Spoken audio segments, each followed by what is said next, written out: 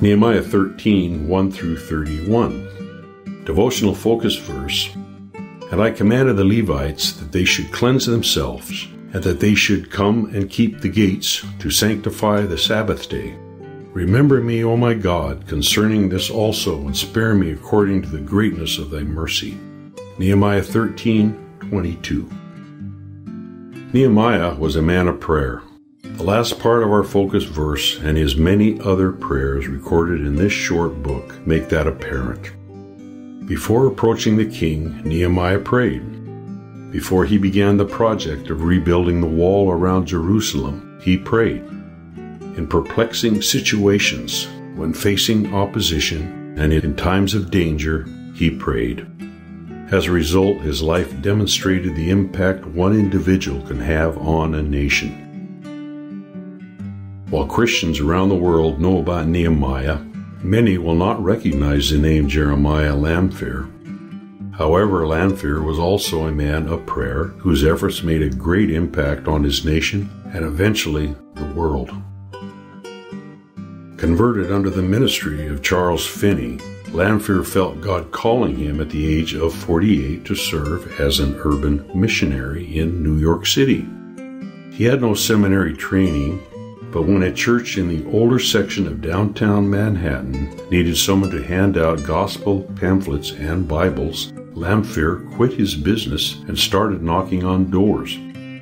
He visited local organizations, invited children to Sunday school, and encouraged hotels to refer guests to the church on Sunday. However, the response to his efforts was disappointing, and Lanphier found that time spent in prayer brought him the most peace and resolve. Lanphier wrote in his journal, "One day the idea was suggested to my mind that an hour of prayer from 12 to 1 o'clock would be beneficial to businessmen who usually in great numbers take that hour for rest and refreshment." The thought took root, and gradually he developed a plan. He would begin a weekly prayer meeting open to anyone who was interested, from bankers to broom pushers. He printed up handbills advertising the first meeting, to be held at noon on September 23, 1857, in a small third-floor hall on Fulton Street in New York. On the appointed day, no one came during the first half hour, so Lanphier prayed alone. Then one man arrived, and another. By 1 p.m., there were 6. Lanphier had hoped for more, but he reminded himself that Jesus said, "Where 2 or 3 are gathered together in my name, there am I in the midst of them." The following week, there were 20 present, and 40 the week after that. And some of those who had been impacted by these times of prayer asked if they could meet daily, and the number of attendees grew. When Lanphier began inviting people to those first prayer meetings, he had no idea what would happen just 3 weeks later. On October 13, 1857, after a major trust company declared bankruptcy, panic struck the New York Stock Exchange, and hundreds of banks and individual investors were ruined. Shortly thereafter, railroads went bankrupt, factories closed, and unemployment increased. Amid the resulting social and financial turmoil, many people realized their need of God. The Fulton Street prayer meetings were thronged, and noon prayer meetings began in other churches, theaters, and halls throughout the city. The telegraph and newspapers spread the word of the religious awakening in New York. Prayer requests began coming in from around the world, and converts swelled church congregations across the land. Historians have suggested that up to 1 million people came to faith during the years 1857 to 1858. While Jeremiah Lanphier's prayers and the Fulton Street prayer meetings were not the sole impetus behind the revival that swept across the United States, the prayers prayed during those weeks in 1857 clearly played a key role. In time, the revival kindled on Fulton Street spread to Ireland, Scotland, Wales, England, Europe, South Africa, India, Australia, and the Pacific Islands. God hears and responds when people pray. Nehemiah was a man who put everything before the Lord in prayer, and he was rewarded for his diligence and perseverance. Jeremiah Lanphier recognized the value of prayer and dedicated himself to giving others an opportunity to pray. Their commitment to prayer can become a model for us. What will happen in response to our prayers? We will not all change the world, but we can be sure that there will be results. Background information. Following Nehemiah's first 12-year period of governing in Judah, he traveled back to Persia in 433 BC. Scripture does not record how long he stayed in Persia. When he returned to Judah for his second period of governorship, he found conditions in Jerusalem had changed significantly from the unified desire to follow God that had existed when he left.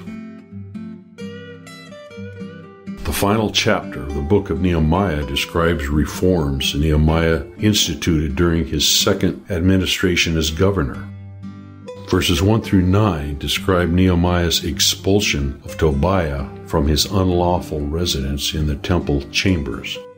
3 further reforms are noted in the remainder of the chapter: the restoration of support for the Levites, renewal of the Sabbath observance, and the denunciation of mixed marriages. The chapter concludes by briefly summarizing what Nehemiah accomplished during his second tenure as governor. For the first reform, Nehemiah immediately dealt with a situation in the temple that seemingly occurred soon after he returned to Persia. The phrase "on that day," see verse 1, refers to when the wall was dedicated. At that time, when the law was read, as seen in chapters 11 and 12, the people were reminded of God's instruction in Deuteronomy 23, 3 and 4, that the Ammonites and the Moabites were to be excluded from Israel unless they converted to the worship of Israel's God. At that time, the people obediently separated such individuals from their midst. However, verses 4 through 9 reveal that Eliashib, the high priest, had made an exception. He was allied unto Tobiah the Ammonite, probably through marriage, and he allowed Tobiah to have his own quarters in the temple chambers, areas that were supposed to be reserved for the priests and Levites or storage of temple treasures. When Nehemiah discovered this upon his return from Persia, he immediately cast Tobiah out of the temple complex with all his belongings. He then had the rooms Tobiah had used ceremonially cleansed and restored to their proper use. Verses 10 through 14 indicate that Nehemiah became aware that the Levites had not been properly supported, so they had gone back to their fields to make a living, thus neglecting their duties in the temple. To rectify this, Nehemiah gathered the rulers and insisted that these abuses be corrected. He appointed 4 trustworthy men to oversee collection of the tithes and offerings, and to ensure that those who served in the temple were provided for as commanded by the law. A further reform, noted in verses 15 through 22, concerned a general ignoring of a proper observance of the Sabbath. Many of the people of Judah were failing to obey God's commands regarding the Sabbath rest, which took place from sunset on Friday to sunset on Saturday. Foreigners were selling near the city gates on the Sabbath, and the people of Judah were buying, treating this holy day like any other. In response, Nehemiah commanded that the city gates be closed on the Sabbath. In addition, he placed watchmen at the gates to ensure that vendors did not enter. When once or twice a few of these individuals camped outside the gate, possibly hoping to secretly move their goods inside or to entice customers out to them, Nehemiah threatened to take stern action if they did so again. Another situation that Nehemiah had to address is described in verses 23 through 29. While Nehemiah was away, the Israelites had resumed their practice of intermarrying with people from the pagan nations around them. This was in direct disobedience to God's command, for such unions presented a grave danger that the Jews would compromise their worship by adopting idolatrous religious customs. Nehemiah was indignant when he saw this was again occurring and that the children of such marriages could not even speak the language of the Jews. He reacted with vehemence and pointed to the failure of Solomon to remind the people of the results of this great evil. Intermarriage had even occurred within the family of Eliashib the high priest, so Nehemiah dealt with the situation swiftly and firmly. The book closes with Nehemiah's personal and brief summary of his reforms, and a short prayer in which he committed himself and his work to God. Conclusion: the prayers and efforts of Nehemiah and Jeremiah Lanphier are examples to us of how God can use one dedicated life to work out His purposes. Nehemiah Chapter 13. On that day they read in the book of Moses in the audience of the people, and therein was found written, that the Ammonite and the Moabite should not come into the congregation of God forever. Because they met not the children of Israel with bread and with water, but hired Balaam against them, that he should curse them, howbeit our God turned the curse into a blessing. Now it came to pass, when they had heard the law, that they separated from Israel all the mixed multitude. And before this, Eliashib the priest, having the oversight of the chamber of the house of our God, was allied unto Tobiah. And he had prepared for him a great chamber, where aforetime they laid the meat offerings, the frankincense, and the vessels, and the tithes of the corn, the new wine, and the oil, which was commanded to be given to the Levites, and the singers, and the porters, and the offerings of the priests. But in all this time was not I at Jerusalem, for in the 32nd year of Artaxerxes king of Babylon came I unto the king, and after certain days obtained I leave of the king. And I came to Jerusalem, and understood of the evil that Eliashib did for Tobiah, in preparing him a chamber in the courts of the house of God. And it grieved me sore, therefore I cast forth all the household stuff to Tobiah out of the chamber. Then I commanded, and they cleansed the chambers, and thither brought I again the vessels of the house of God, with the meat offering and the frankincense. And I perceived that the portions of the Levites had not been given them, for the Levites and the singers, that did the work, were fled every one to his field. Then contended I with the rulers, and said, Why is the house of God forsaken? And I gathered them together, and set them in their place. Then brought all Judah the tithe of the corn and the new wine and the oil unto the treasuries. And I made treasurers over the treasuries, Shelemiah the priest, and Zadok the scribe, and of the Levites, Pedaiah, and next to them was Hanan the son of Zaccur, the son of Mattaniah, for they were counted faithful, and their office was to distribute unto their brethren. Remember me, O my God, concerning this, and wipe not out my good deeds that I have done for the house of my God, and for the offices thereof. In those days saw I in Judah some treading wine presses on the Sabbath, and bringing in sheaves, and lading asses, as also wine, grapes, and figs, and all manner of burdens, which they brought into Jerusalem on the Sabbath day, and I testified against them in the day wherein they sold victuals. There dwelt men of Tyre also therein, which brought fish, and all manner of ware, and sold on the Sabbath unto the children of Judah, and in Jerusalem. Then I contended with the nobles of Judah, and said unto them, What evil thing is this that ye do, and profane the Sabbath day?